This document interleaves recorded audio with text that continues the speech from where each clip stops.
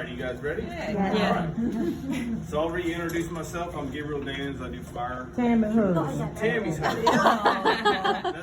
That's my nickname. Tammy's husband.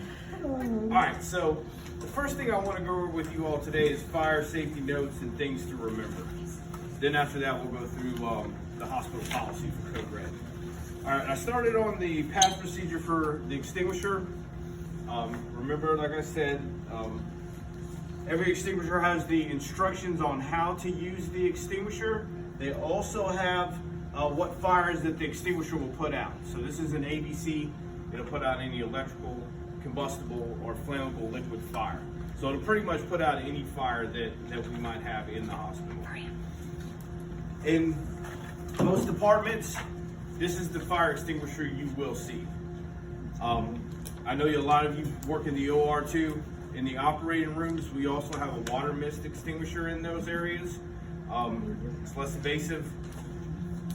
So that's the big blue ones, and of course that's just contains water.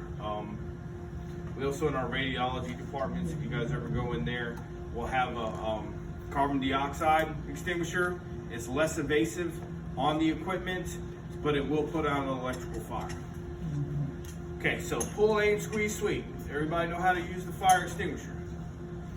6 to 8 feet away from the fire. This extinguisher shoots 12 feet, so 6 to 8 feet is a comfortable area for you to be to try to put out the fire. Always have your back to an exit when you're fighting a fire. You don't want to get caught in there. I use the analogy of a campfire. You pour a bunch of water on a campfire, what happens? You get a big puff of smoke. That's exactly what you're going to get when you try to put something out with a fire extinguisher. So I want you to have a little bit of distance between you and the fire, just in case the smoke tries to start overwhelming you. You'll have a little bit of room so you can go ahead and exit. And never fight a fire alone. If you guys are in there by yourself, always have someone with you when you're fighting a fire, just in case the smoke does overwhelm you, you become unconscious, someone can help you to safety. So, fire extinguisher safety, pull, aim, squeeze, sweep, very simple. The race procedure. The phone number has changed. I want to tell you guys about that. It's 2911 now. We'll call all emergency calls go to public safety. So keep that in mind. Any codes that we have, anything that's going on, everything's 2911. I don't know if you guys have the new badges. They look kind of similar to this. Okay, if you got the new badges, it has the new phone number on there. Also remember that we have these next to every fire extinguisher in the hospital. So the phone number is on the bottom. Fire response call extension 12911. So any emergency calls, 2911. All right, so the race procedure. Remove anybody in immediate danger. Activate the closest pull station. We also need to make sure that we call dispatch, which is public safety dispatch.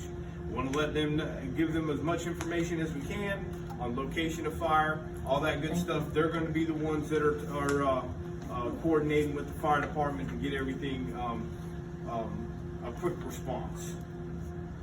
Contain the fire, closing doors. Your department, your doors are mainly always closed.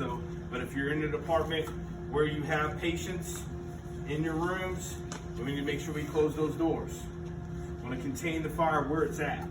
Especially if we want to contain the door that the fire is in. So, all right, so extinguish if possible and prepare for evacuation. That's the hospital policy for the race procedure. We want to extinguish the fire if possible. The fire's not too big. We want to try to extinguish the fire and then prepare for evacuation. We'll talk about evacuation a little bit more in a minute. Okay, so like I said, the security number has changed to 911. Confine or contain fire by closing doors. We went through that. And in evacuation, when we're moving and when we are evacuating patients and ourselves, we want to move horizontally. We don't want to move vertically unless we have to. We want to be able to see what's in front of us and be able to get to the adjacent building or outside. Okay?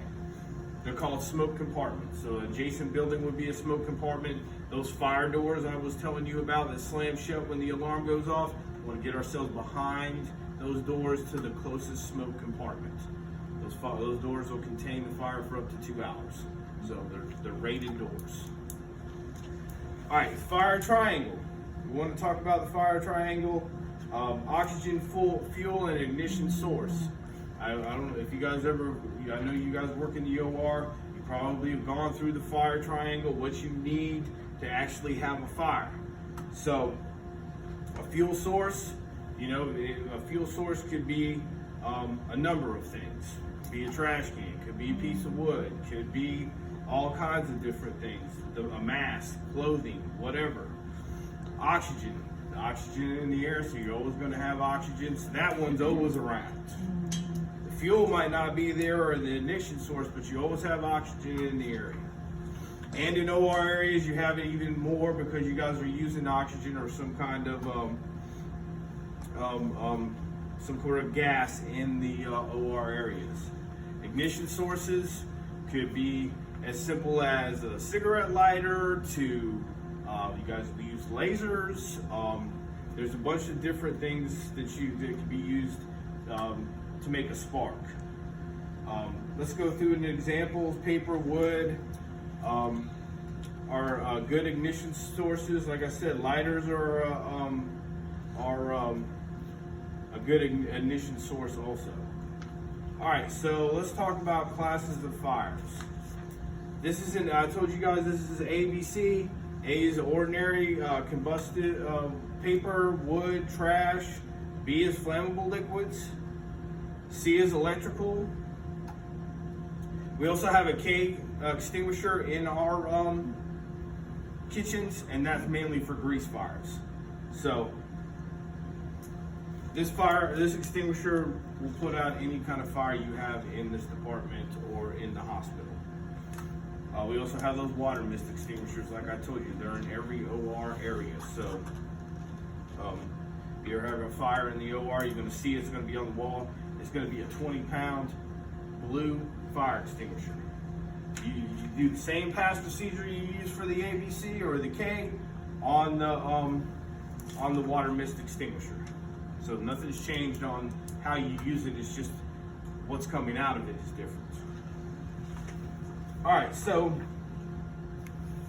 like I was telling you about the ABC, this is the ABC. We also have the CO2 in our X-ray and MRI areas. Like I said, it's a less carbon dioxide, it's a less evasive CO2 on that equipment. If you have $1 million equipment, you don't want to actually shoot an ABC on it because it'll ruin the equipment. So it's less evasive is the CO2 extinguisher.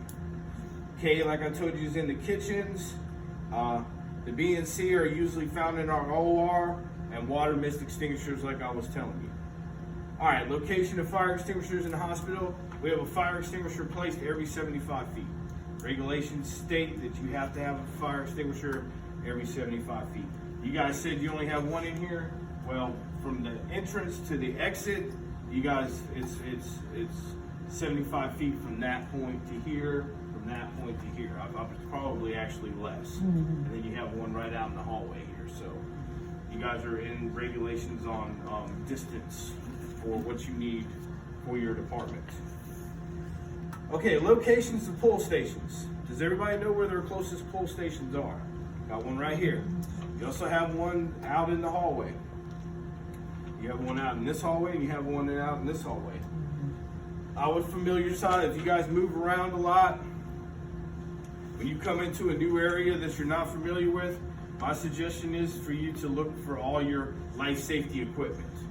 So that would actually be a life safety device or equipment. Same with the fire extinguisher. You want to get yourself, you want to understand where all these things are located. Evacuation rounds. You guys came in here, you knew where your evacuation route was. You had some questions, that's great. So familiarize yourself with your evacuation routes too, which is your egress routes.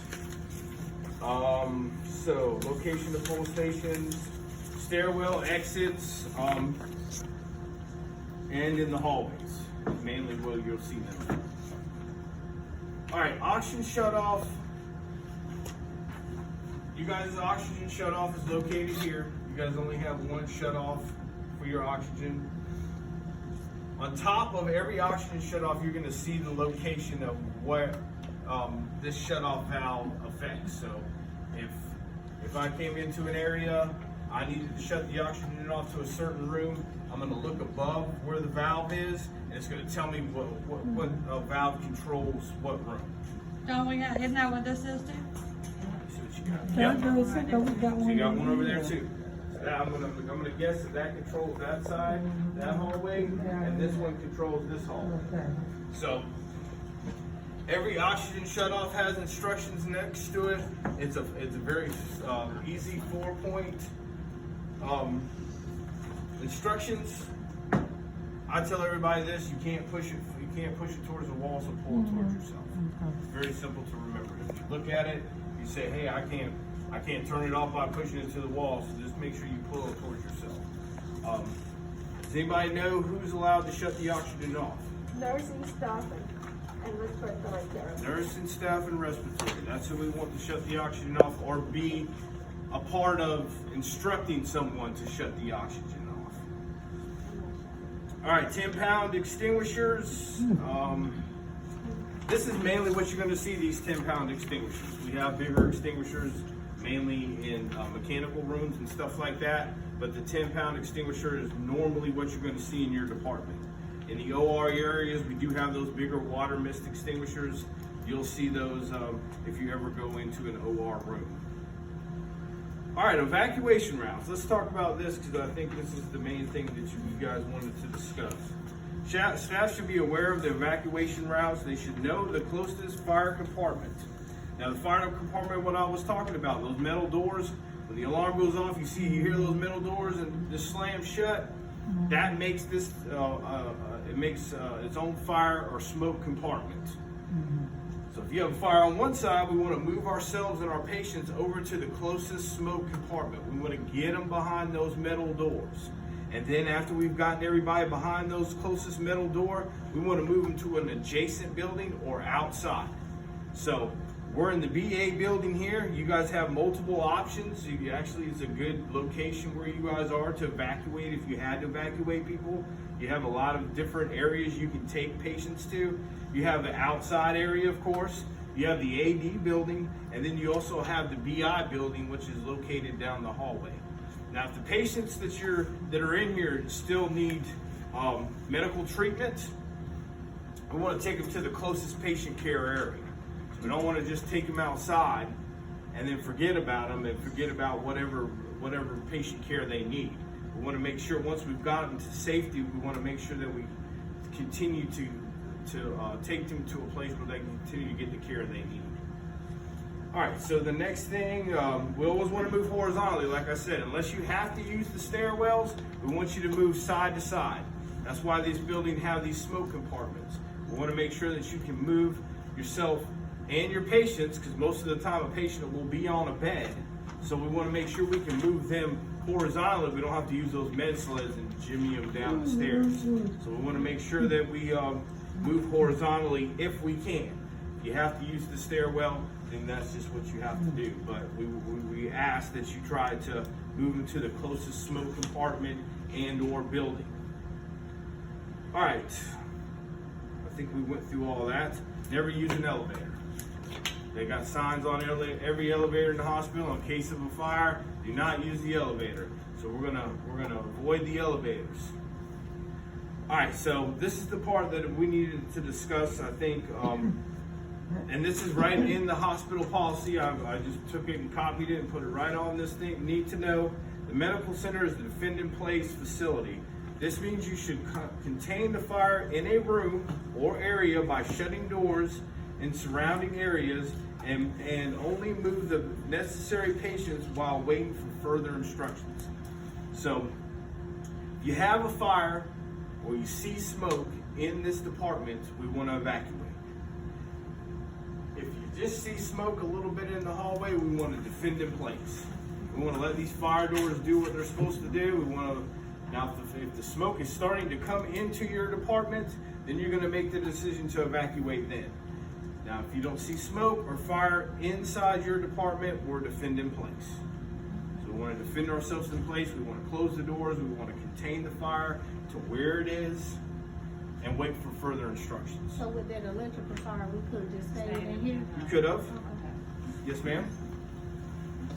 I've done a couple in-services because of that situation in that fire. I have some in-services to do in the AD when they get back up and running over there. Like I said, unless you see fire or smoke inside your department, we're to defend in place. It's going to be a lot easier to defend in place than it is to evacuate your patients and then bring them back in and do unnecessary movements, because just because you see smoke in the hallway doesn't, you don't necessarily know where the fire is. So you guys could evacuate out of here and actually walk your patients and yourselves right into a dangerous situation. So if you're not compromised by smoke and you're not compromised by fire, you're defend in place in your department until further instructions.